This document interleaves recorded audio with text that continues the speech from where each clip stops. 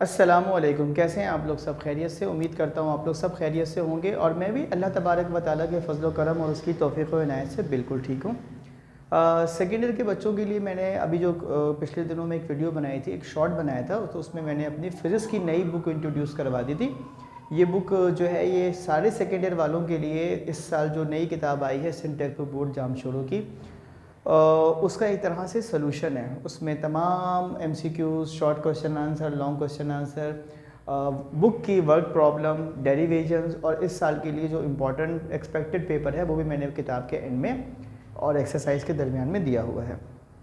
किताब का मैं इसलिए कह रहा हूँ कि अनकरीब में कुछ वीडियोज़ ऐसी बनाऊँगा सेकेंड ईयर में फिज़िक्स के लिए, जिसमें चैप्टर वाइज मैं आपको इंपॉर्टेंट बताने वाला हूँ। तो किताब अगर आपके पास होगी तो आपका काम भी आसान हो जाएगा और मेरा काम भी आसान हो जाएगा। दूसरी आपसे एक अहम बात ये शेयर करनी थी कि आजकल व्हाट्सएप पर एक जो है PDF गर्दिश कर रहा है, ज़ेर गर्दिश है, जिसमें रिड्यूस सिलेबस की बात की गई है। ये अभी सिलेबस जो है ये प्रपोजल है, ये प्रपोज्ड सिलेबस है, रिड्यूस सिलेबस। ये बोर्ड की तरफ से अभी कोई नोटिफिकेशन नहीं आया। जैसे ही बोर्ड की तरफ से कोई नोटिफिकेशन आएगा तो उसके ऊपर बाकायदा board of intermediate education Karachi लिखा हुआ होगा और वो भी तकरीबन इसी के बराबर होगा। कहीं आपके कुछ चैप्टर्स कम हो जाएंगे और कहीं कुछ टॉपिक्स आपके कम हो जाएंगे। सेकेंड ईयर में ख़ास तौर पर मैथमेटिक्स के लिए मैं एक वीडियो बनाऊंगा आइंदा आने वाले चंद दिनों में, जिसमें मैं आपको हर चैप्टर से इम्पॉर्टेंट एक्सरसाइज रिड्यूस सिलेबस के मुताबिक इम्पॉर्टेंट बता दूंगा, क्योंकि बहुत से बच्चे मैसेज करके पूछते हैं तो मुझे जवाब देने के लिए यही फोरम मिलता है कि मैं कहता हूँ अपने चैनल पर जाकर आपको सारे सवालात के जवाब दे दूँगा। ठीक है, फर्स्ट ईयर की मैथ्स की पर काम कर रहे थे। आज की वीडियो फर्स्ट ईयर के मैथ्स से रिलेटेड है और आज का सवाल भी बहुत ही इंपॉर्टेंट सवाल है, इस साल के लिए बहुत ही ज़्यादा इंपॉर्टेंट सवाल है। फर्स्ट ईयर का मैथ है, एक्सरसाइज है 4.3, question number 6। If 5 and 8 are the 2 AMs, arithmetic means हैं, ठीक है, between C and D, C और D के दरमियान दो हमारे पास AM है। आपके पास A1 है 5 और A2 है 8। Find C and D।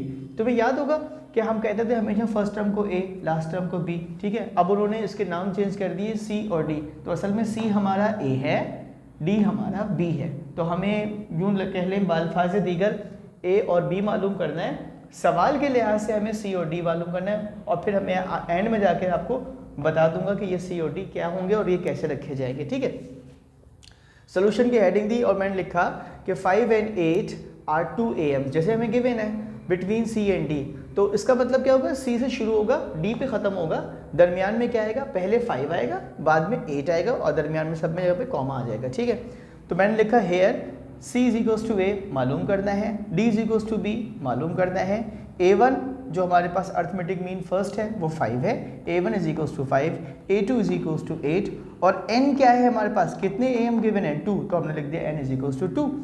अब तुम्हें पता है A प्लस डी A1 के लिए फार्मूला होता है A plus D is equals to 5, equation 1 कह दिया।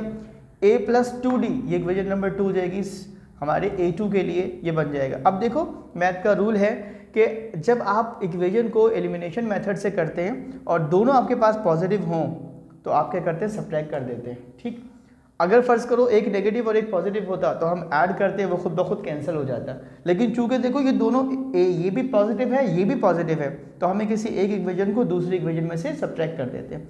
इक्वेशन नंबर 2 को मैं इक्वेशन नंबर 1 में से क्या कर रहा हूँ, सब्ट्रैक्ट कर देता हूँ। तो मैंने लिखा subtracting equation 2 from equation 1, equation 1 को ऊपर लिख दिया, इक्वेशन नंबर 2 को नीचे लिख दिया, नीचे वाले की साइन तब्दील कर दी। तो देखो क्या बचा हमारे पास, यहाँ बचेगा minus D is equals to -3, minus से माइनस कैंसिल हो जाएगा और डी हमारे पास किसके बराबर आ जाएगा, 3 के।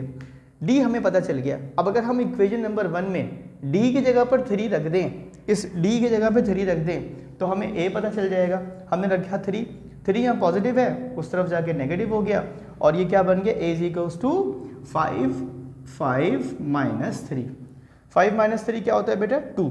तो हमें ए पता चल गया 2, ए क्या था हमारे पास, सी पता चल गया 2, यानी पहला जो हमारे पास मालूम करना था सी, वो हमने मालूम कर लिया 2 है। ठीक है, जब आपको ए पता चल गया तो अब आपको ए इस पर रखना पड़ेगा ताकि आप क्या निकाल लें इससे सी। ठीक है जी, तो अब हमने क्या करते हैं, डी का फार्मूला क्या था हमारे पास, डी का फार्मूला है b माइनस ए अपॉन n+1।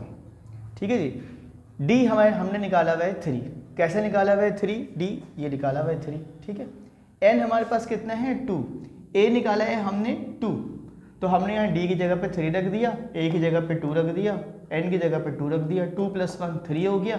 ये 3 जब इस तरफ जाएगा तो 3 3 जा 9 हो जाएगा।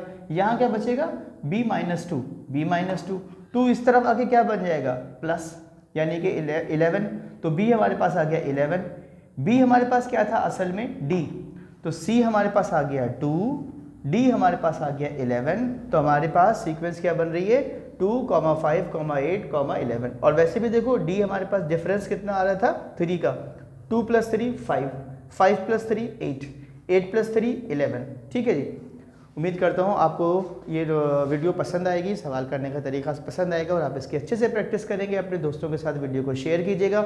बहुत जल्द आपके साथ मैं रिड्यूस सिलेबस के मुताबिक फर्स्ट ईयर के मैथ की इंपॉर्टेंट वीडियोस लेकर आने वाला हूँ। अल्लाह हाफिज़।